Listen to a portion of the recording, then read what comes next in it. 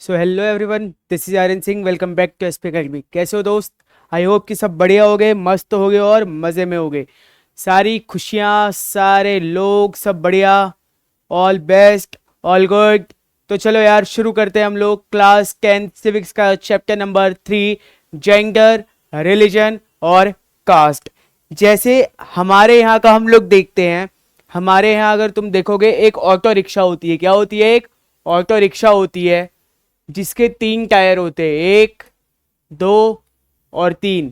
ये वही 3 टायर्स के बारे में पढ़ना है हमें, जेंडर, रिलीजन और कास्ट। यहाँ पे इसको जेंडर नाम दे दो, इसको रिलीजन दे दो और इसको कास्ट दे दो। ठीक है, फुल चैप्टर एक्सप्लेनेशन देखेंगे आज की वीडियो में class 10 civics, gender, religion and caste का। तो देखो दोस्त, सबसे पहले बात आती है डेमोक्रेसी की, कि हमारे देश में क्या है भाई। हमारे देश के अंदर है डेमोक्रेसी, यानी कि लोकतंत्र, जहां पर लोगों की चलती है, नॉर्मल सिटीजन्स की चलती है। अब जहां पर डेमोक्रेसी होगी, लोकतंत्र होगा, वहां पर क्या होगा? डाइवर्सिटी होगी। और जहां पर डाइवर्सिटी होगी वहां पर सबसे ज्यादा क्या होगा? डिफरेंसेस देखने को मिलेंगे। अलग अलग कास्ट के लोग रह रहे होंगे, अलग अलग रिलीजन के रह रहे होंगे, अलग अलग रेस के रह रहे होंगे, अलग अलग लोग रह रहे होंगे। तो डिफरेंसेस देखने को मिलेगा, डाइवर्सिटी देखने को मिलेगा। कहां पर? डेमोक्रेसी के अंदर। अब social differences that can take the form of social division and inequalities. अब जो सोशल डिफरेंसेस होती हैं उन्हीं से ही हमारा क्या क्रिएट होता है? सोशल डिवीजन क्रिएट होता है और हमारी सोसाइटी के अंदर इनइक्वालिटीज क्रिएट होती है, लोगों के बीच में भेदभाव शुरू हो जाता है। अब ये जो इनइक्वालिटी है ना, ये जो सोशल डिफरेंस है ना, ये जो डाइवर्सिटी है ना, ये किसके बेसिस पर है? 3 बेसिस पे है। पहला है जेंडर के बेसिस पे, दूसरा है रिलीजन के बेसिस पे और तीसरा है आपका कास्ट के बेसिस पे। ठीक है, अच्छा एक चीज जो तुम लोगों को यहां समझने वाली है वो क्या है भाई? तुम लोगों को एक चीज यहां समझनी पड़ेगी दोस्त, जेंडर क्या, जेंडर और सेक्स। क्या? जेंडर और सेक्स। अब इन दोनों को समझने के लिए भाई देखो, क्यों समझना ये जरूरी है, क्योंकि आगे इस चैप्टर में इन्हीं दोनों के ऊपर बात होने वाला है। और अगर तुमने ये 2 टर्म्स समझ लिए, इट मींस कि ये पूरा चैप्टर तुम लोगों ने समझ लिया। जेंडर जो होता है भाई, जेंडर क्या होता है? जेंडर होता है जब भी आप किसी को डिवाइड कर रहे हो मेल या फीमेल के बेसिस पे, जो कि सोशल डिवीजन होता है। जब भी हम किसी को सोशली डिवाइड करते हैं, जेंडर जो है वो हमारा क्या है? Social division. क्या है भैया? Social division. लेकिन सेक्स जो है हमारा वो है क्या? वो है हमारा biological division. Biological biological division. देखो भाई, जेंडर में आपके मेल फीमेल हो गए, रिलीजन में आपके अलग अलग रिलीजन हो सकते हैं, हिंदू, मुस्लिम, सिख, ईसाई सब हो सकते हैं। और कास्ट का तो भैया फोटो ही नहीं मिली। ठीक है, कास्ट की फोटो ही नहीं मिली। कौन सी कास्ट के हो आप? क्या देख करके पहचान सकते हो मैं कौन सी कास्ट का हूं? या क्या देख करके पहचान सकते हो कि आपके साथ में, आपके बगल में, आपकी बेंच पे बैठा हुआ बच्चा जो है वो कौन सी कास्ट का है, जब तक कि वो आपको ना बताए। ठीक है, फिर बात आती है जेंडर एंड पॉलिटिक्स की। फिर हम लोगों को बात करनी है किसके ऊपर? जेंडर के ऊपर और पॉलिटिक्स के ऊपर। तो देखो, जेंडर और पॉलिटिक्स की अगर देखोगे तो जेंडर डिवीजन आता है सबसे पहला पॉइंट। और the gender division tends to be understood as natural and unchangeable. क्या बोल रहे हैं? ये बोल रहा है भाई कि जेंडर डिवीजन जो है हमारा, उसको ऐसा समझा जाता है कि ये नेचुरल है। जेंडर डिवीजन को नेचुरल माना जाता है और उसको क्या कहा जाता है? ये अनचेंजेबल है। इसको हम लोग चेंज नहीं कर सकते, इसे हम लोग बदल नहीं सकते हैं। लेकिन अगर रियलिटी देखोगे तो क्या है? It is not based on biology but on social expectations and stereotypes. गया आज ये। ठीक है, सोशल एक्सपेक्टेशंस एंड स्टीरियोटाइप्स, ये जो है हमारा जेंडर डिवीजन जो है वो बायोलॉजिकली डिवाइड नहीं किया गया है। उसको कैसे डिवाइड किया है भाई? उसको डिवाइड किया है सोशल एक्सपेक्टेशंस के ऊपर। उसको हमारी सोसाइटी ने डिवाइड किया हुआ है कि तू लड़की है, तू लड़का है, तू ये है, तू वो है, ये किसने डिवाइड किया है? ये डिवाइड किया है हमारी सोसाइटी ने, ना कि हमारी बायोलॉजी ने, यानी कि ना कि हमारे नेचर ने। सेक्स और जेंडर के बीच में क्या डिफरेंस होता है? सेक्स क्या है भाई? Biological difference. क्या है? Biological division. और जेंडर क्या है भैया? Social division. क्या है? Social division. ठीक है। देन अगर तुम देखोगे तो पब्लिक और प्राइवेट डिवीजन। अब देखो यार, sexual division of labour, labours जो होते हैं, यानी कि सेक्सुअल डिवीजन ऑफ लेबर में अगर आप देखोगे तो क्या है कि चाहे बॉय हो चाहे गर्ल हो, मेनली तो हम इन्हीं लोगों को ही डिवाइड कर रहे हैं ना, ट्रांस को तो हम लोग इसमें इंक्लूड ही नहीं कर रहे हैं, अभी बॉयज और गर्ल्स की बात हो रही है यहाँ पर। तो ऐसा माना जाता है कि boys and girls are brought up to believe that the main responsibility of women is house work and bringing up children. ये माना जाता है कि जो महिलाएं होती हैं, जो औरतें होती हैं, जो वुमेन्स है हमारी, उनका मेन रिस्पॉन्सिबिलिटी उनकी क्या है? उनकी मेन रिस्पॉन्सिबिलिटी है हाउस वर्क करना, यानी कि घरेलू काम करना, डोमेस्टिक वर्क जितने भी हो गए वो करना, और बच्चों की देखभाल करना, चिल्ड्रंस की अपब्रिंगिंग में उनकी हेल्प कर, मतलब चिल्ड्रंस की अपब्रिंगिंग करना, उनको पालना, उनकी परवरिश करना, ये किसकी रिस्पॉन्सिबिलिटी बताई गई है? ये रिस्पॉन्सिबिलिटी बताई गई है आपके वुमेन की। फिर बात आती है system in which all work inside the home is either done by women of the family और organised by them through the domestic workers. अब क्या बन गया है? ये एक सिस्टम बन गया है कि घर के जितने भी काम रहेंगे, घरेलू काम जो रहेंगे, वो महिलाएं करेंगी या फिर डोमेस्टिक वर्कर्स करेंगे। कौन करेगा? Domestic workers. अब ये है भाई सोसाइटल बिलीव एंड रियलिटी।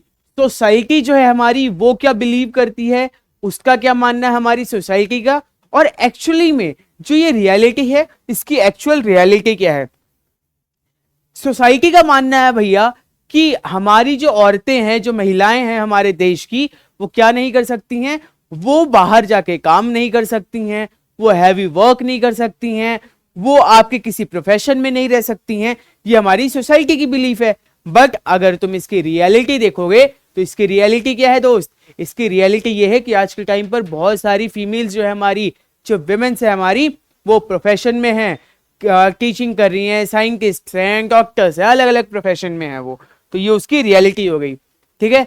फिर सेक्सुअल डिवीजन ऑफ लेबर में तुम्हारा अगला पॉइंट आता है women do all work inside the home such as cooking, cleaning, washing clothes, tailoring, looking after children etc. and men do all the work outside the home. ऐसा माना जाता है कि जो महिलाएं हैं वो घर का सारा काम करती हैं, हर एक काम, झाड़ू लगाना, पोछा लगाना, बर्तन धोना, कपड़े धोना, सिलाई करना, और क्या भैया, बच्चों की देखभाल करना। बच्चे मर तो नहीं रहे हैं भूखे, बच्चों को किसी चीज की जरूरत तो नहीं है, बच्चों को आफत तो नहीं आ रही है, सारे काम कौन करती हैं? महिलाएं करती हैं। और एट द एंड जो हमारे मेंस है, जो हमारे लड़के हैं, वो क्या काम करते हैं? उनका काम है दोस्त, क्या करते हैं? घर के बाहर का काम, आउटसाइड द होम, घर के बाहर के जितने काम होते हैं वो करती हैं, मेंस करते हैं हमारे। लेकिन मर्द जात इतनी नीच होती है कि अगर ये घरेलू काम करने के लिए भी उनको पैसे दे दिए जाएं तो वो बाहर जाके काम कर लेंगे, लेकिन घर में नहीं करेंगे। फॉर एग्जाम्पल, खाना बनाना काम किसका है भाई? खाना बनाने का काम सोसाइटी ने बोला हुआ है कि महिलाएं करेंगी, लेकिन अगर लड़कों को पैसे दिया जाए तो रेस्टोरेंट्स में जाकर के, वो होटल्स में जाकर के खाना बनाएंगे। तो लड़कों के लिए ना बाप बड़ा ना भैया, सबसे बड़ा रुपया। उनको सिर्फ पैसा चाहिए है, उनको पैसा दे दो, कुछ भी काम करने के लिए तैयार है। तुम जो सोच रहे हो वो नहीं करेंगे, लेकिन बाकी सारे काम कर लेंगे वो। ठीक है। When these jobs are paid for, men are ready to take up these works. क्या देखो, मैं कुछ अलग बोल ही नहीं सकता यार, इसमें लिखा होगा।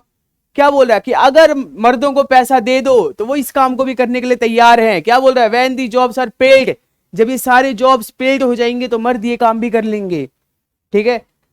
Women do some sort of paid work, but along with that, it is pressure that it is their responsibility to do domestic labor, and but their works is not valued and does not get recognition. क्या बोल रहा भाई? ये बोल रहा है कि भाई जो हमारी महिलाएं हैं ना, जो औरतें हैं ना, वो इन सभी कामों को करती हैं। कई बार क्या होता है कि किसी का घर भी जाके करती है, डोमेस्टिक वर्क भी कर रही हैं, तो क्या होता है कि वो लोग कर तो रही हैं, उनको थोड़ा बहुत पैसा मिल रहा है, लेकिन उनको ये बोला जाता है, उनके ऊपर प्रेशर डाला जाता है कि ये तुम्हारी रिस्पॉन्सिबिलिटी है, ये तुम्हें ही करना है, ये तुम्हारे अलावा कोई और नहीं करेगा, समझे। और उसके बाद जो महिलाएं काम करती है, चाहे डोमेस्टिक वर्क का जितना भी काम है, डोमेस्टिक लेबर रख लो, या जो महिलाएं काम कर रही है घर में, तो उनके काम को रिस्पेक्ट नहीं दी जाती, उनके काम को उनको इज्जत नहीं दी जा रही है, और उसको एक शब्द में बोलूं तो उसको काम माना ही नहीं जाता है। मैं फॉर श्योर हूं कि तुम में से कई ऐसे बच्चे होंगे जिन्होंने अपनी मम्मी को, अपनी बहन को जरूर ये बोला होगा, तुम घर में करते क्या हो, या अपने घर में सुना होगा, अरे औरतें काम क्या करती है, झाड़ू लगाना है, पोछा लगाना है, खाना बनाना है, बच्चों को देखना है। ये काम आसान अगर है तो दोस्त तू एक हफ्ते करके दिखा दे, बाकी मैं भी तेरे जैसे ही हूं, ठीक है। फिर सेक्सुअल डिवीजन ऑफ लेबर में अगली बात क्या आती है, reduction of women's role in public life specially politics.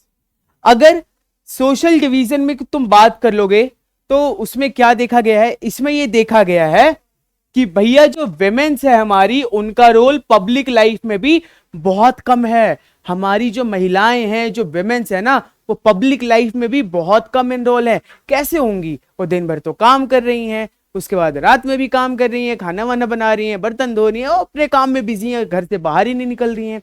कई महिलाओं को घर से बाहर निकलने की परमिशन नहीं है, ठीक है। तो वो लोग पब्लिक लाइफ में वो लोग एनरोल नहीं हो पा रहे। स्पेशली अगर तुम बात करो पॉलिटिक्स की, तो आज के टाइम पर भी हमारे इंडिया के अंदर पॉलिटिक्स में विमेन्स का रोल सबसे कम है, बहुत ही ज्यादा मिनिमम है भाई। Earlier, only men are allowed to participate in public affairs, vote and contest for public offices. Gradually, the gender issues was raised in politics, demanding equality. क्या बोल रहा है, शुरुआत में अगर देखो, तुम पहले की अगर बात कर लो तो क्या था कि सिर्फ जो मेंस थे हमारे, ओनली मेंस वर अलाउड, सिर्फ जो हमारे मेंस थे वो अलाउड थे पब्लिक अफेयर्स में पार्टिसिपेट करने के लिए, वोट देने के लिए, इलेक्शन कंटेस्ट करने के लिए एंड ऑल, ऑफिस वगैरह जाने के लिए।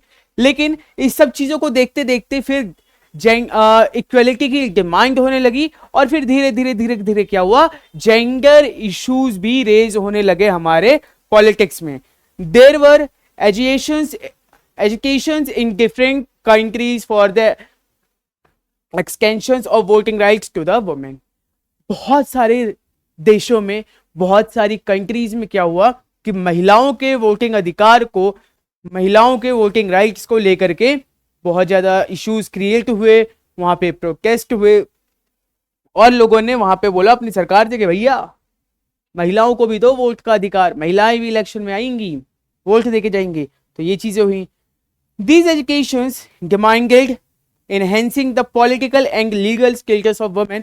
ये सारे जो इश्यूज थे, ये सारे इश्यूज जब खड़े हुए, इन सारे इश्यूज को जब सुना गया, तो इसका रिजल्ट ये आया कि महिलाओं का जो अगर बात करोगे पॉलिटिकल एंड लीगल स्टेटस जो था विमेन्स का, वो इंप्रूव हुआ, एजुकेशन और अपॉर्चुनिटीज उनको मिलने लगी। यानी महिलाओं को फिर पढ़ने का भी अधिकार मिला, महिलाओं को फिर बाहर निकलने का अधिकार मिला, महिलाओं को इक्वल अपॉर्चुनिटीज मिल रही है। इसी के साथ आया था 1976 में एक आपका एक्ट, उसकी हम बात करेंगे आगे, जिसमें इक्वल वेजेस की बात की गई थी। More radical women's movements aimed at equality in personal and family life as well. बहुत सारे रेडिकल ऐसे वुमेन मूवमेंट्स हुए थे, रेडिकल वुमेन्स मूवमेंट हुए थे, जिनका काम क्या था, जिन्होंने इस बात को क्लेम किया, इस बात के लिए आवाज उठाई कि भैया हमें फैमिली के अंदर भी इक्वल राइट मिलना चाहिए। ये नहीं कि हमारे हस्बैंड हैं, उनको कुछ ज्यादा राइट मिले हुए हैं और हम हैं तो हमारी तो चल ही नहीं रही है। तो उन्होंने फैमिली के अंदर भी इस इशू को उठाया था। Advantage of political expressions of gender division and political mobilisation. क्या एडवांटेज हुआ जब महिलाओं को पॉलिटिक्स में लाया गया, पॉलिटिकल एक्सप्रेशंस हुए, जेंडर डिवीजन हुआ, इसका क्या अगर बोले कि पॉजिटिव इफेक्ट क्या पड़ा था, इसके क्या एडवांटेज थे। सो फर्स्ट था help to improve women's role in public life.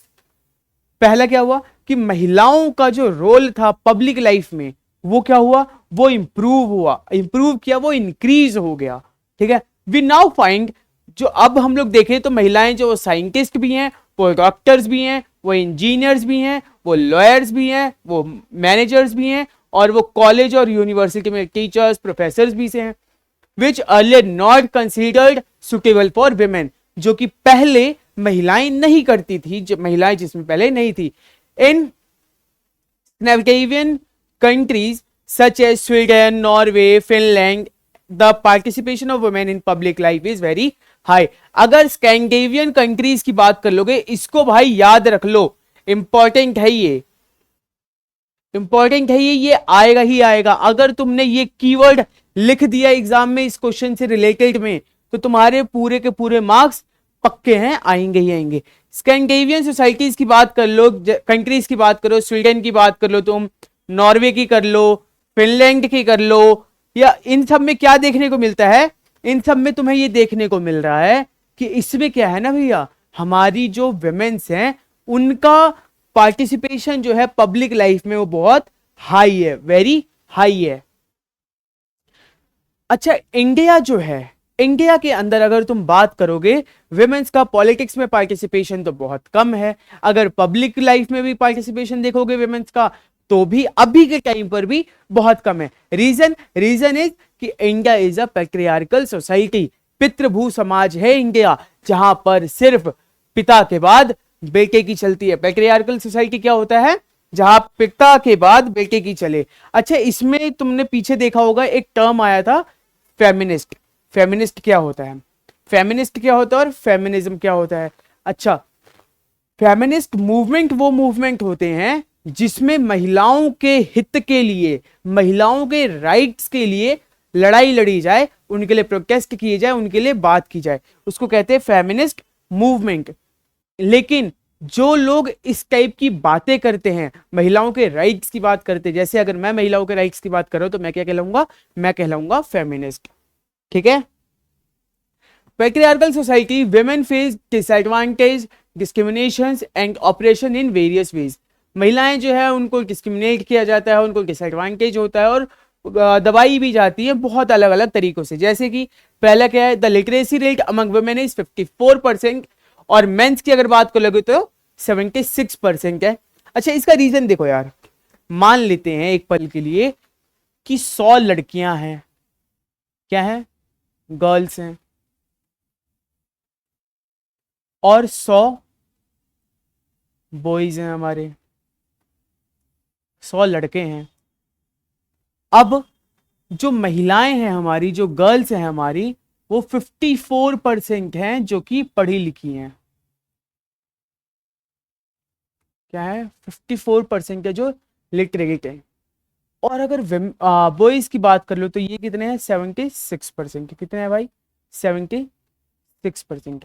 यानी कि 100 में से 54 लड़की पढ़ी हुई है 54, और 100 में से 76 पढ़े हुए लड़के हैं।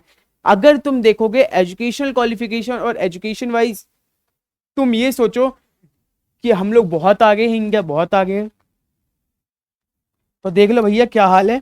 लड़के भी ज्यादा नहीं है, 76% ही हैं, और लड़कियां तो खैर बात ही नहीं कर सकते, बेड़ा गर्क कर रखा है इन्होंने।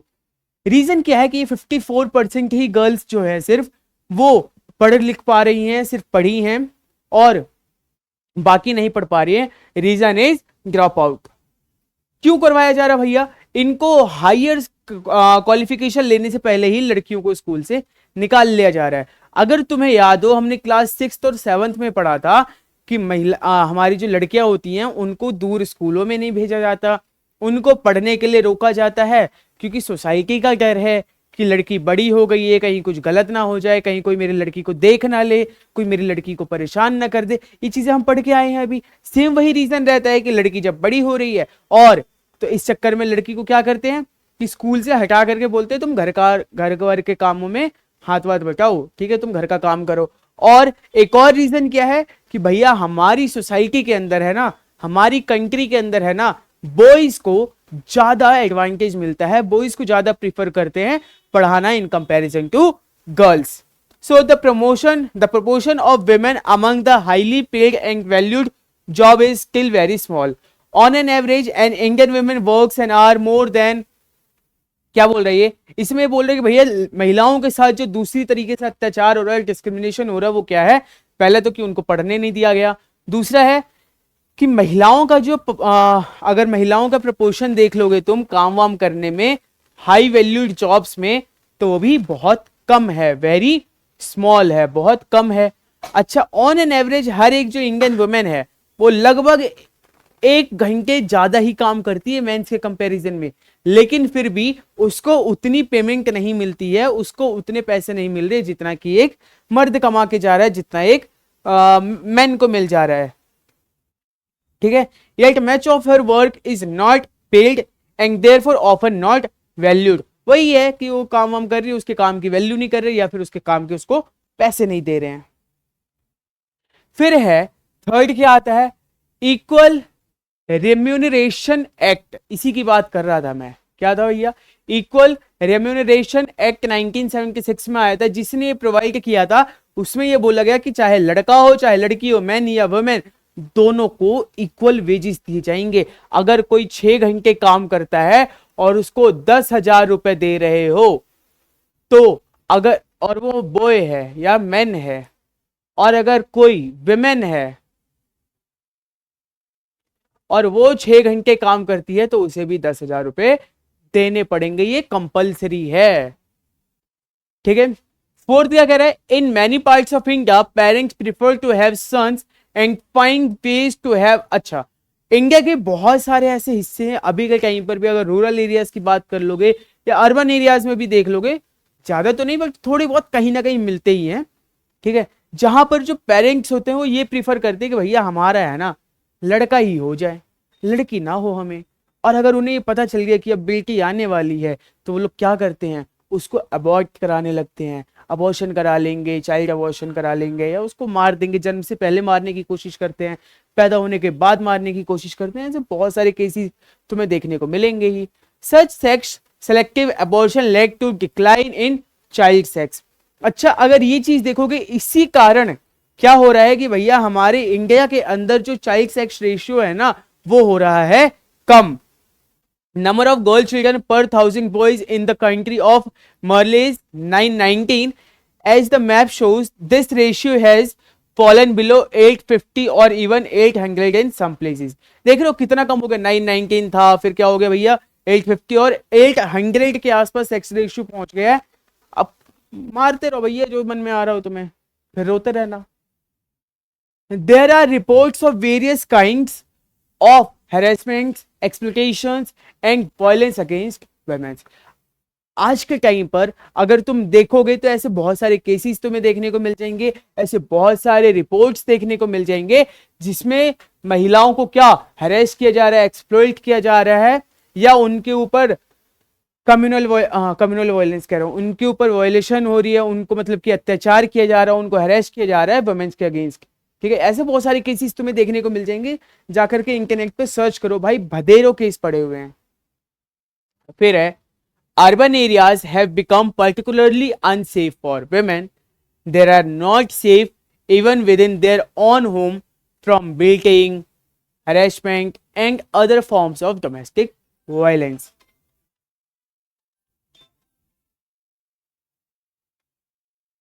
क्या है? अगर तुम अर्बन एरियाज की बात कर लोगे, तो अर्बन एरियाज में क्या देखने को मिल रहा है कि महिलाएं जो हैं, जो विमेन्स हैं, वो हमारी अनसेफ हैं। जो राह चलते छिछोरे हो गए, ठीक है, वो छेड़छाड़ के चले जा रहे हैं।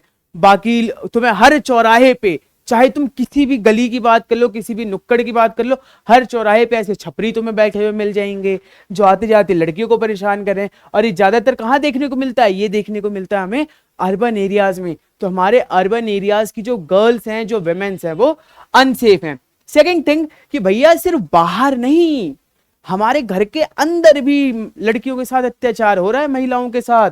जो महिलाएं हैं उनके ऊपर डोमेस्टिक वायलेंस होता है, उनको मारा पीटा जा रहा है, और क्या, उनको हरेस किया जा रहा है, उनको पीटा जा रहा है, बहुत सारी चीजें। तो सिर्फ घर के बाहर ही नहीं, घर के अंदर भी जो हमारी महिलाएं हैं उनको प्रॉब्लम्स फेस करनी पड़ती है। ठीक है, फिर क्या है? Women's political representation. अब ये वो सारी प्रॉब्लम्स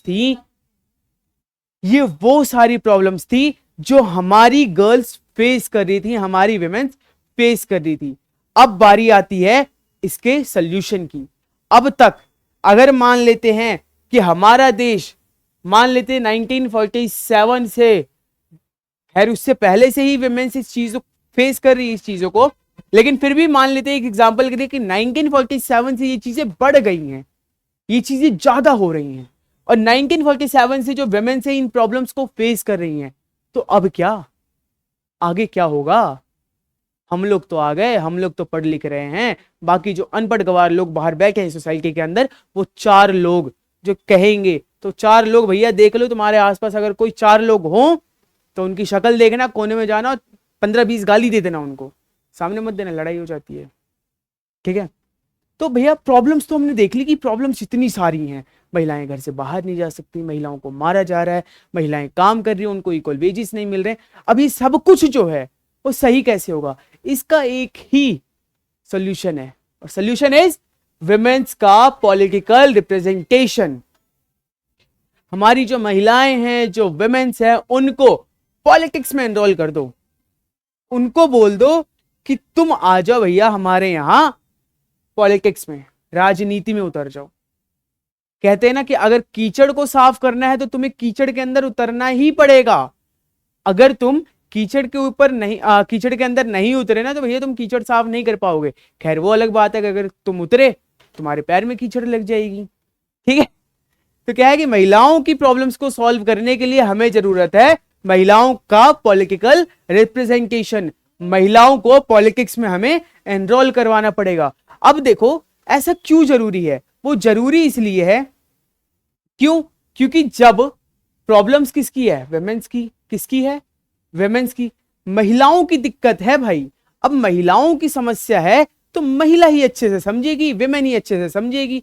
अब मैं अगर बोल दूं कि अरे यार विमेन्स को है ना बाहर निकलने के राइट नहीं है, तो उसके लिए कुछ करना चाहिए हमें, क्या कर सकते हैं बताओ? अब मैं एक मर्द हूं, मैं एक लड़का हूं, मैन हूं मैं, ठीक है, मैं बस बोल सकता हूं, लेकिन जो चीज फेस कर रही है उस चीज का क्या माइंड पे उसके असर पड़ रहा है उस वुमेन के, सबसे ज्यादा मैं समझ सकता हूँ, कोई एक महिला समझ सकती है। ऑब्वियस सी बात है कि जो महिला होगी वही इस चीज को समझ पाएगी, है कि नहीं? तो वो जो महिला समझ पाएगी वही तो अपनी बात वहां अच्छे से रख पाएगी। अगर तुम्हें घर में तुम्हें फोन नहीं दिया जा रहा फ्री फायर और पबजी खेलने के लिए, तो प्रॉब्लम कौन समझेगा? तुम समझोगे या मैं समझूंगा? ज्यादा अच्छे से तुम समझोगे। ज्यादा अच्छे से कौन एक्सप्लेन करेगा?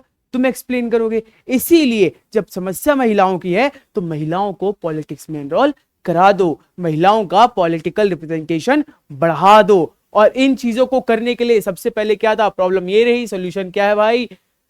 मोर विमेन एज इलेक्टेड रिप्रेजेंटेटिव्स। महिलाओं को इलेक्टेड रिप्रेजेंटेटिव बना दो, महिलाओं को बना दो नेता, कि तुम आओ हमारे यहाँ पॉलिटिक्स में एनरोल हो जाओ। चैलेंजेस क्या क्या है भाई? फर्स्ट चैलेंज है the proportion of women in legislature has been very low. अगर लेजिस्लेचर की बात करोगे महिलाओं की, तो क्या है भाई? चैलेंज तो यही था ना, वुमेन्स की जो पार्टिसिपेशन है, उनका जो प्रपोर्शन है बहुत कम है, वेरी लो है। The percentage of elected women members in the Lok Sabha has touched 12% of it total strength for the first time in 2014। 2014 में 12% महिलाएं थी हमारी किसमें? लोकसभा के अंदर। Their share in the state assemblies is less than 5%। और अगर तुम स्टेट असेंबलीज की बात कर लोगे तो महिलाएं 5% से भी कम थी। समझ लो कितना बुरा हाल चल रहा है हमारे देश का, कि महिलाएं क्या है भाई? 2014 जब मोदी जी कहते मैं आ गया हूं मित्रों, अब हमारे यहां बदलाव होगा। तुमने वो देखा होगा मित्रों, जब मैं प्रधानमंत्री बना तो 2014 था, अभी 2025 आ गया, कोई प्रधानमंत्री नहीं ला सकता था, है ना? वही चीज क्या है भैया? 2014 में 12% था और अब देखोगे 5% से भी कम हो गया है। यानी बढ़ाने की जगह इन्होंने और कम ही करवा दिया है कि तुम कहां बढ़ रही हो, पीछे आ जाओ, पीछे घर में रहो। ठीक है, women's participation is among the bottom group of nations in the world when compared for participation of the women in national parliament cabinet are largely all male even when a woman becomes the chief minister or the prime minister. Then बात आती है solution of the problem for women political representation.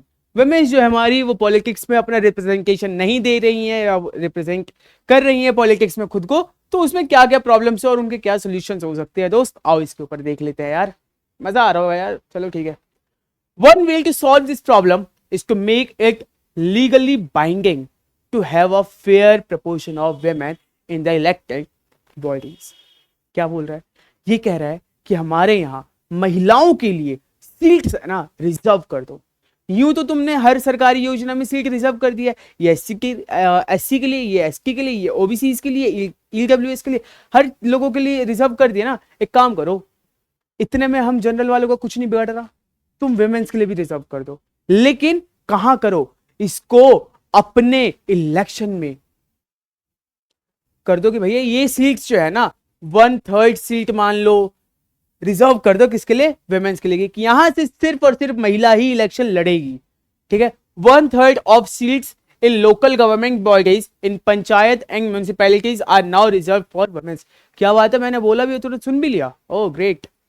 क्या कह रही है कि 1/3 seat जो है वो लोकल गवर्नमेंट में महिलाओं के लिए रिजर्व कर दी है, पंचायत और म्यूनिसिपैलिटीज के अंदर। लेकिन एक कमाल की बात तो यहां देखो ना, ये 1/3 सीट यहां पर रिजर्व तो कर दी है, यहां से इलेक्शन कौन लड़ेगी, विमेन लड़ेगी, ठीक है। लेकिन उसको गवर्न कौन कर रहा है, उसको चला कौन रहा है, मेल ही तो चला रहा है। आई होप कि तुम लोगों ने पंचायत सीरीज देख ली होगी। पंचायत सीरीज में वो जो सरपंच है बनी हुई है उनका नाम याद है, पूलन देवी या कुछ करके नाम है, मेरे को नाम याद नहीं है, तुम मेरे को कमेंट करके बताना। पूलन देवी, राइट। पूलन देवी जो है वो वहां की क्या है भैया, सरपंच, ठीक है। सरपंच है फूलन देवी उस ग्राम की, उस गांव की सरपंच फूलन देवी हैं। लेकिन चलती किसकी है, सरपंच जी की, जो उनके हस्बैंड हैं उनकी चलती है। उन्होंने इलेक्शन तो लड़ लिया, यहाँ जो गर्ल्स के लिए, वुमेन्स के लिए रिजर्व सीट है वहां से इलेक्शन लड़ लिया उन्होंने। लेकिन अब महिला के कंधे पे गोली रख के कौन चला रहा है, उसका हस्बैंड चला रहा है, जो मैन है वो चला रहा है। तो सीट्स रिजर्व करो लीगली, और उसके ऊपर ये रखो कि भैया यहां से सिर्फ सिर्फ और सिर्फ महिलाएं ही रहेंगी। यहां पर अगर किसी भी पुरुष का कोई भी मूवमेंट हमें देखने को मिल गया, कोई भी हस्तक्षेप करने को दिख गया हमें, तो वो तो जाएगा जेल। इस टाइप का रूल बना दो भाई तुम।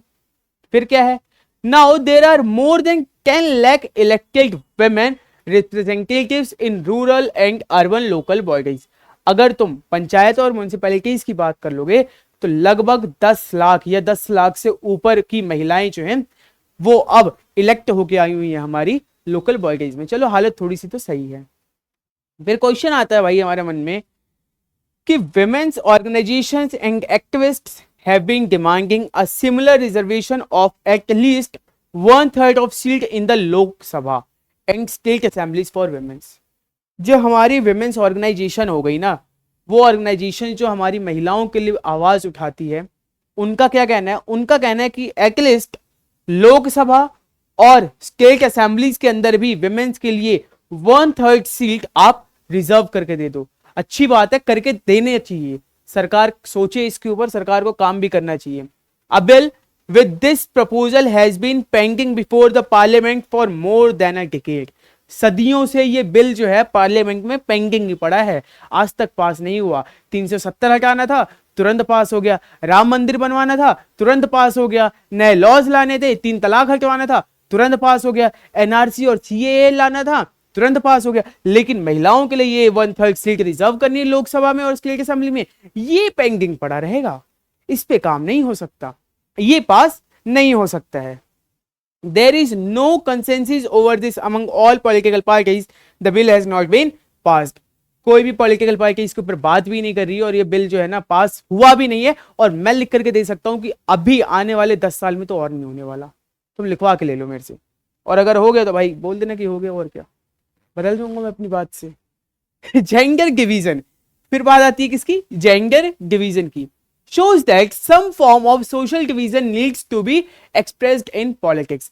बहुत सारे जो सोशल डिवीजन है ना उनको हमें पॉलिटिक्स में एनरोल करना चाहिए, इसी के ऊपर तो हम बात कर रहे हैं। लेकिन क्यों करना चाहिए, ये शो करते हैं that disadvantaged groups do benefit when social divisions become a political issue. जब सोशल डिवीजन हमारा एक पॉलिटिकल इशू बन जाएगा ना, तो वो ग्रुप जो डिसएडवांटेज है, जिसको उसका एडवांटेज नहीं मिल पा रहा है, उसका फायदा नहीं मिल पा रहा है, उसे भी मिल सकेगा। क्या आप सोचते हो कि women could have made the gain we noted above if their unequal treatment was not raised in political domain? Answer करो जल्दी से, ठीक है। फिर बात आती है दोस्त रिलीजन, कम्युनलिज्म और पॉलिटिक्स। क्या है? 3 वर्ड है हमारे, कौन कौन से? रिलीजन, कम्युनलिज्म और politics. Social division based on religion, religion के बेसिस पे जो सोशल डिवीजन होता है उसके ऊपर हम लोग अगर बात कर ले तो क्या है? This division is not as universal as gender but religious diversity is fairly wide spread in world today. क्या कह रहा है? This division is not as universal as gender. ये डिवीजन जो है हमारा, सोशल डिवीजन जो है हमारा, जेंडर की तरह, जैसे जेंडर डिवीजन हमारे यूनिवर्सल है, पूरे दुनिया में एक समान है, लेकिन सोशल डिवीजन हमारा पूरी दुनिया में यूनिवर्सल नहीं है। बट रिलीजियस डाइवर्सिटी जो है ना, वो पूरे वर्ल्ड में, पूरी दुनिया में फैली हुई है। हमारी रिलीजियस डाइवर्सिटी हमारे पूरे वर्ल्ड में फैली है। अगर तुम इंडिया की बात कर लो तो भैया ये रहे, ये पंडित जी हैं क्या हमारे? अच्छा देख लो, ये कोई और है तुम्हारा, ये देखो ताऊ जी को। ओपा जी तुसी क्या कर रहे हो भाई? ठीक है। उसके बाद अगला अगर तुम देखो तो क्या है भैया?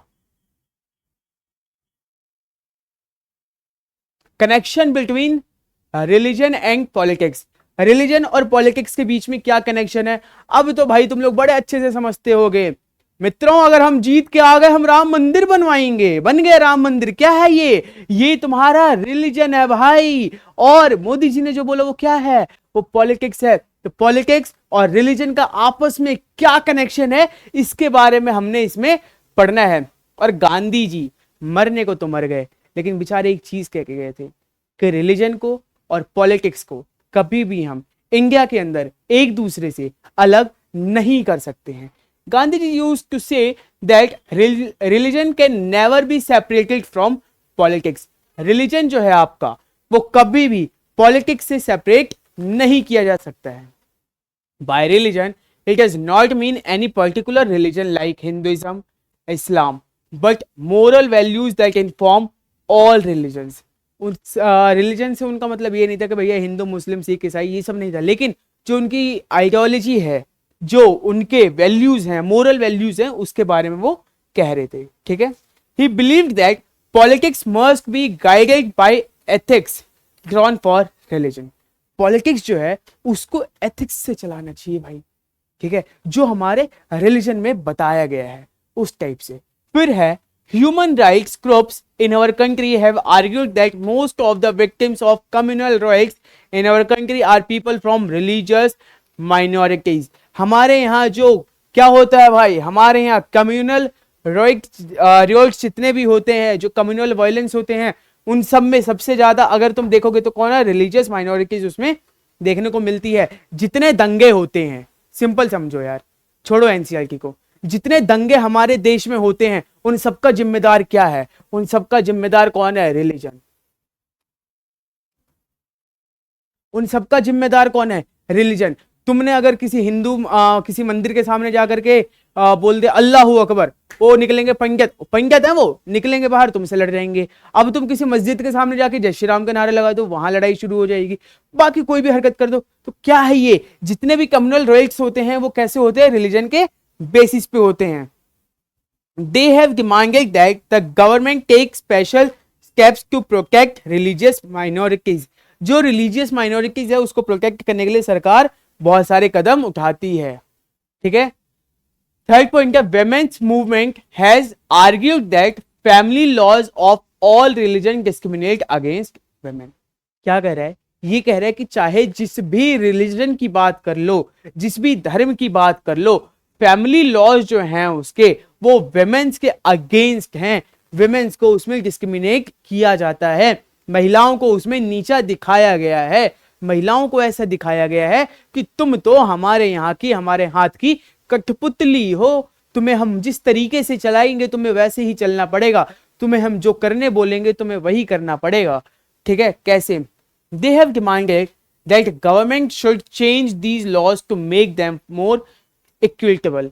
अब क्या है भैया कि ये सारे जो फैमिली लॉज हैं हमारे हर एक रिलीजन के अंदर, उसको चेंज करने की डिमांड की गई है हमारे विमेन ऑर्गेनाइजेशंस के द्वारा कि भैया इन चीजों को चेंज करो ताकि हमारी महिलाओं को है ना इक्वालिटी मिल सके, इक्वल राइट मिल सके, ठीक है। देन बात आती है रिलीजन इन पॉलिटिक्स और पॉलिटिक्स ओवर रिलीजन, गुड और बैड।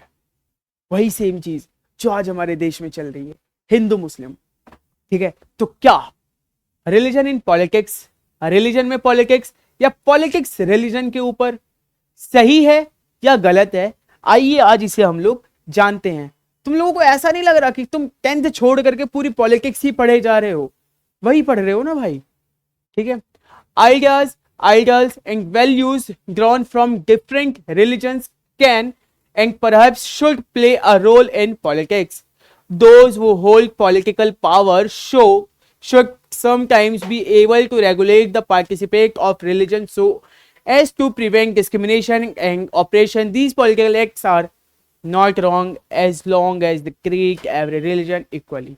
क्या है भाई कि ये चीजें जितनी भी है ना, रिलीजन जो है, पॉलिटिक्स जो है रिलीजन के ऊपर, वो तब तक गलत नहीं है जब तक कि सिर्फ एक सिंगल, क्या कह रहा हूं मैं, सुन लेना फिर से, रिलीजन के ऊपर पॉलिटिक्स तब तक गलत नहीं है जब तक किसी एक सिंगल रिलीजन को ज्यादा बढ़ावा ना दिया जाए। जैसे जब तक सिर्फ और सिर्फ हिंदुइज्म को लेकर के बात ना की जा रही है तब तक तो पॉलिटिक्स ठीक है, लेकिन अगर पॉलिटिक्स जो है वो एक रिलीजन को लेकर के की जा रही है कि भैया हम तो इसको बढ़ावा दे रहे हैं, ये लोग मेजोरिटी में हैं तो हम लोग इससे वोट लेंगे, हम लोग इससे बात करेंगे, इसको हम लोग बढ़ावा देंगे, ठीक है, तो ये चीज गलत है। क्या है भैया? ये चीज फिर गलत है। Then communalism, the idea of communalism क्या है भाई? Religion as a basis of nation.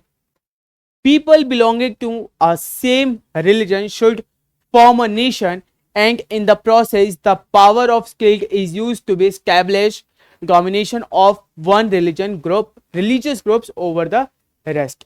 क्या कह रहा है ये कह रहा है कि हमारे यहाँ पे तो बहुत बचा हुआ है, चलो मजा आएगा आज तो, ठीक है। क्या कह रहा है ये कह रहा है भैया कि देखो अलग अलग जब रिलीजन मिलते हैं ना, अलग अलग रिलीजियस कम्युनिटी के जो लोग रहते हैं ना, जब वो मिलेंगे अपनी सोसाइटी बनाएंगे तो क्या बनता है? हमारी एक कंट्री बनेगी, हमारा एक देश बनेगा। हमारा इंडिया जो है ठीक है, जो हमारा भारत है वो हिंदू, मुस्लिम्स, सिख्स, क्रिश्चियन, ठीक है, इतने सारे अलग अलग रिलीजियस ग्रुप से मिलकर के बना हुआ है। हमारा देश ऐसे बना है, ठीक है। कम्युनलिज्म क्या है? Religion is expressed in politics in exclusive and partition terms when one religion and its followers are pitted against another. जब एक रिलीजन या उसके फॉलोअर्स जो होते हैं वो दूसरे रिलीजन के लोगों के ऊपर अत्याचार करें या उनके ऊपर ऐसे दिखा रहे हो कि भैया हम तो तुम्हारे बाप हैं, हम तुमसे बड़े हैं, तुम हमसे छोटे हो, ठीक है, ये चीज गलत है। Beliefs of one religion are presented as superior to those of other religion. क्या कह रहा है कि किसी एक रिलीजन को सुपीरियर दिखाना या उनकी बिलीफ्स को सुपीरियर दिखाना और दूसरे रिलीजन की बिलीफ्स को सुपीरियर ना दिखाना, उनको नीचा दिखाना, इज कॉल्ड मतलब रॉन्ग, ठीक है। The demands of one religious groups are formed in opposition to another. State power is used to achieve this. इसके लिए स्टेट पावर यूज की जाती है या इसके लिए यूज कर सकते हैं हम। कम्युनलिज्म फिर से आ गया। अच्छा, communal politics. The followers of a particular religion must belong to one community. किसी भी पर्टिकुलर रिलीजन के जो फॉलोअर्स होते हैं वो किसी भी एक पर्टिकुलर कम्युनिटी से बिलोंग करते हैं। उनके फंडामेंटल इंटरेस्ट जो होते हैं वो सेम होते हैं। उसके बाद क्या करते हैं? वो फॉलो करते हैं। It also follows that people who follow different religions cannot belong to the same social communities. Okay? Then अगर तुम देखोगे तो situation and understanding for different religion, क्या सिचुएशन है भाई, क्या अंडरस्टैंडिंग है भाई दूसरे रिलीजन्स को लेकर के, ठीक है। If the followers of different religion have some common list, these are super superficial and impartial, okay, their interests are bound to be different and involve a conflict. In its extreme form, communalism leads to believe that people belonging to different religions cannot live as equal citizens with one nation. Either one of them has to dominate the rest or they have to form different nations. क्या बोल रहा है भैया, ये बोल रहा है दोस्त कि कई बार क्या देखा जाता है भैया कि अगर आप अलग रिलीजन के हो या अलग कम्युनिटी के हो तो ऐसा बोला जाता है कि भाई तुम हमारे देश में नहीं रह सकते, या तुम हमारे यहाँ रहने लायक नहीं हो, तुम हमारे टाइप के नहीं हो, तुम्हारे साथ डिस्क्रिमिनेशन होता है। रिलीजन के बेसिस पे तो हम लोग डिस्क्रिमिनेट करते हैं ना, हिंदू मुस्लिम करते हैं हम, ठीक है। क्या कहते हैं कि मैं हिंदू हूँ, मेरे यहाँ आ रहे हो तुम तो मेरे यहाँ तुम खाना नहीं खा सकते हो, मेरे यहाँ तुम पानी नहीं पी सकते हो, या वो मुस्लिम है तो मैं उसके घर में नहीं जाऊंगा, इस टाइप की चीजें। तो ये सारी जो प्रॉब्लम्स होती हैं उनको देखते हुए क्या होता है कि अगर ये प्रॉब्लम जो इश्यूज हैं वो एक बड़े लेवल पे होती है तो कंट्री के अंदर, हमारे देश के अंदर लोगों का रहना मुश्किल हो जाएगा, हमारे देश में फिर लोग नहीं रह सकते हैं। People of one religion do not have the same interests and aspirations in every context. In fact, जो सेम रिलीजन के लोग रहते हैं उनके भी जो इंटरेस्ट हैं, उनकी भी जो विशेज हैं कई बार सेम नहीं होती, उनके एस्पिरेशन सेम नहीं होते हैं। There are many voices inside every community, all these voices have a right to be heard. हर एक कम्युनिटी के अंदर भी अगर तुम बात करोगे तो उनकी भी आवाज उठती है भाई, उनकी भी ना अलग अलग एस्पिरेशंस होते हैं, अलग अलग विशेष होते हैं। जैसे मान लेता हूं कि मैं बाय रिलीजन हिंदू हूं, और मानना क्या है, मैं तो हूं, ठीक है। अब मेरी एक कम्युनिटी बना दी ब्राह्मण की, ठीक है, ब्राह्मण हूं मैं। अब ब्राह्मणों में अगर देखेंगे तो कई बार क्या है, हर किसी की जो विशेष है, हर किसी के जो एस्पिरेशन है वो सेम है, लेकिन मैं क्या कह रहा हूँ कई बार लोगों के एस्पिरेशन, उनके विशेष अलग अलग भी हो सकते हैं। जैसे कोई ब्राह्मण होगा वो सोच रहा होगा कि भैया एक बार और पूजा मिल जाए, पूजा इन द सेंस की पूजा पाठ करवाना, वो वाली पूजा नहीं, ठीक है। तो पूजा वूजा कराने के लिए मिल जाए भैया, चला जाओ मैं पूजा पाठ करा लूँ, ठीक है, वहां से मैं पैसे कमा लूँ। लेकिन मेरे जैसे जो ब्राह्मण होगा वो क्या सोचेगा, मेरे जैसे ब्राह्मण सोचेगा कि भैया मेरे से एक क्लास फालतू पढ़ा लो, लेकिन क्या करो मेरे पैसे थोड़े से बढ़ा दो, क्यों। या फिर मैं क्या कहूंगा कि भैया मैं पढ़ा रहा हूँ, मेरे ना व्यूज ज्यादा आ जाए, मेरे चैनल पे ना सब्सक्राइबर बढ़ जाए। तो ब्राह्मण तो मैं हूं, लेकिन मेरे एस्पिरेशन, मेरी विशेष, मेरी डिमांड, मेरा इंटरेस्ट डिफरेंट है या नहीं है इस ब्राह्मण से। जिसको क्या चाहिए है, इसको चाहिए कि कोई और कस्टमर आ जाए, वो करवा ले, कहे कि मेरे घर में पूजा कर दीजिए, चल के मेरे घर में पूजा पाठ होनी है, मेरे यहाँ कथा कर दीजिए, वो ब्राह्मण और एक मैं ब्राह्मण, ठीक है। तो दोनों के एस्पिरेशंस, दोनों के विशेष जो है वो काफी डिफरेंट है, काफी अलग अलग हैं। Communalism can take various forms in politics. Communalism जो है वो पॉलिटिक्स के अंदर वेरियस फॉर्म्स लेता है, जैसे कि the most common expression of communalism in is in everyday belief. कैसे कैसे आओ देखते हैं। These routinely involved religious prejudice, stereotypes of religious communities, and belief in the superiority of one's religion over other religion। क्या है भाई कि किसी भी एक रिलीजन के लिए ये लोग स्टीरियोटाइप बना लेते हैं, प्रेजुडाइज बना लेते हैं, और फिर उनके साथ डिस्क्रिमिनेट करते हैं, किसी एक को सुपीरियर दिखाते हैं, किसी एक को नीचा दिखाते हैं। फिर क्या है, a communal mind often leads to a quest for political dominance of one's own religious community, major community, minor community. Communalism takes the form of majoritarian dominance, or communalism can take the form of desire to form a separate political unit. Okay, और इसके बाद खैर कुछ खास तो है नहीं यार तुम्हारे इसमें पढ़ने के लिए, एक बार देख लेते हैं फिर भी, ठीक है।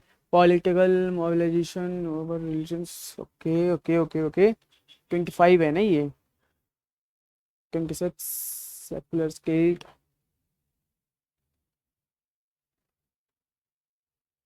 30th, 30th, 31, 32, 33, 34, 35, 36। ओके चलो यार देखो,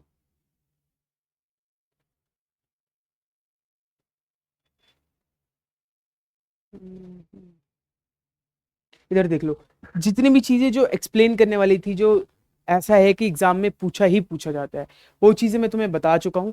बाकी अब समझ लो कि इसमें communalism can take various forms in politics में क्या है, पॉलिटिकल मोबिलाइजेशन क्या है भैया, on religious lines in another frequent form of communalism. This involves the use of sacred symbols, religious leaders, emotions, appeals and plain क्या बोल रहा है कि इसमें क्या होता है ना कि लोग क्या करते हैं कई बार कि अलग अलग सिंबल अपने खुद के स्पेसिफिक सिंबल्स बना लेंगे, स्पेसिफिक कलर अपना रख लेंगे, ठीक है, कि ये मेरे रिलीजन का कलर है, ये मेरे रिलीजन का कलर है। ऐसा थोड़ी कि जब ग्रीन आया था, हरा रंग जब आया था, ठीक है, तो उसने ये थोड़ी बोला था कि मैं सिर्फ इस्लाम के लिए बना हूं, ऐसा उसने थोड़ी बोला था। या जब भगवा आया था तो भगवा ने ये थोड़ी बोला था कि मैं सिर्फ हिंदुइज्म के लिए बना हूं, ऐसा तो नहीं है। लेकिन लोगों ने इसको भी डिवाइड कर दिया है।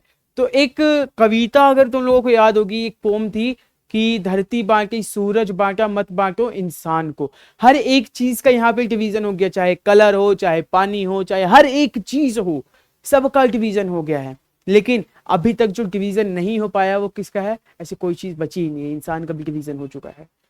पोम लिख करके चले गए, वो अलग चीज थी। ठीक है दोस्त, तो यही सारी बातें थी तुम्हारे इस चैप्टर के अंदर, बाकी कुछ था नहीं। और अगर कुछ रह भी गया होगा तो वो सारी चीजें तुम्हें नोट्स के अंदर प्रोवाइड है, और यहां से हो चुका है चैप्टर कंप्लीटेड। यो, तो चलो फिर मिलते हैं दूसरी वीडियो में। तब तक के लिए इस वीडियो को शेयर कर देना, जितना से ज्यादा हो सके शेयर करना। अगर शेयर नहीं किया तो श्राप नहीं दूंगा, तो मैं पकड़ के पीट दूंगा मैं। ठीक है, शेयर करना है, कमेंट करना है, और दोस्तों से भी बोलना कि भाई शेयर करो, कमेंट करो, और वीडियो को लाइक करके जाना दोस्त, क्योंकि फिर तुम्हारा आर्यन भाई मिले ना मिले। और हाँ, चैनल को सब्सक्राइब याद से कर लेना, क्योंकि ये वीडियो तो तुम्हें सजेशन में मिल गई। अगर सब्सक्राइब नहीं किया, पूरी वीडियो नहीं देखी होगी, तो हो सकता है कि अगली बार मैं कहीं खो जाऊं, फिर तुम लोगों को ढूंढने में होगी मुसीबत। Okay, tata bye bye.